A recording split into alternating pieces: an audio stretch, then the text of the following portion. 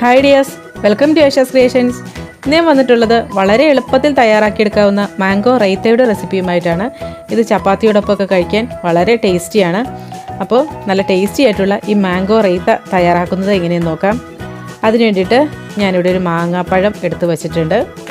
അപ്പോൾ ഈ ഒരു മാങ്ങയുണ്ട് നമ്മൾ ഇതിന് വേണ്ടിയിട്ട് എടുക്കുന്നുള്ളൂ. അപ്പോൾ ഇതിൻ്റെ ഒരു പകുതി നമുക്ക് കട്ട് ചെയ്ത് കുഞ്ഞു കുഞ്ഞു കഷ്ണങ്ങളാക്കിയിട്ട്, അതായത് ക്യൂബായിട്ട്, ചെറിയ ചെറിയ ക്യൂബ്സായിട്ട് കട്ട് ചെയ്ത് മാറ്റി വയ്ക്കാം. അതൊരു ഡെക്കറേഷൻ പർപ്പസിന് വേണ്ടിയിട്ടാണ് നമ്മളത് യൂസ് ചെയ്യണത്.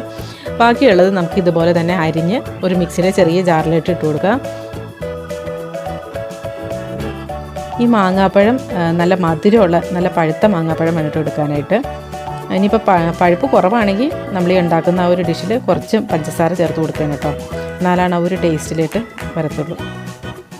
അപ്പോൾ അതാ നമ്മൾ ആ ഒരു ചെറിയ ജാറിലിട്ട് ഇട്ട് കൊടുത്തിട്ടുണ്ട്. ഇനി ഇതിലേക്ക് എരിവിന് വേണ്ടിയിട്ട് ഒരു പച്ചമുളക് ചേർത്ത് കൊടുക്കാം. പിന്നെ ഒരു കുറച്ച് പുതിനയില ഇഷ്ടമുണ്ടെങ്കിൽ മാത്രം ചേർത്താൽ മതി കേട്ടോ.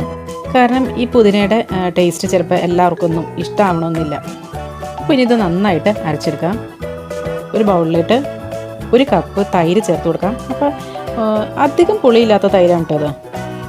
ഒരുപാട് പുളിയുള്ള തൈരൊക്കെ ഇതുപോലത്തെ റൈത്തയ്ക്കൊന്നും ഉപയോഗിക്കാണ്ടിരിക്കുന്നതാണ് നല്ലത്. പുളി കുറഞ്ഞ തൈര് വേണ്ടിയിട്ട് എടുക്കാനായിട്ട്. എന്നിട്ട് ഈ അരച്ചെടുത്ത ആ ഒരു മാങ്ങയുടെ പഴുപ്പും കൂടെ ഇതിനകത്തേക്ക് ചേർത്ത് കൊടുക്കാം. പിന്നെ ആവശ്യത്തിനുള്ള ഉപ്പും കൂടെ ചേർക്കാം.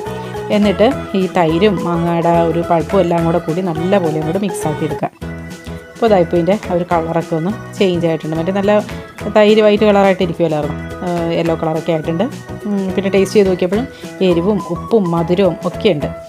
അപ്പോൾ ഇനി ഇതിനകത്തേക്ക് നമുക്ക് കട്ട് ചെയ്ത് വെച്ച മാങ്ങാപ്പഴങ്ങൾ കൂടി വച്ച് കൊടുക്കാം.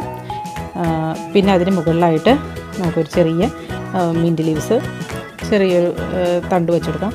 പിന്നെ കുറച്ച് കാണാനൊരു ഭംഗിക്ക് വേണ്ടിയിട്ട് കുറച്ച് മുളക് പൊടി ഇതുപോലെ ഒന്ന് ആക്കി കൊടുക്കാം.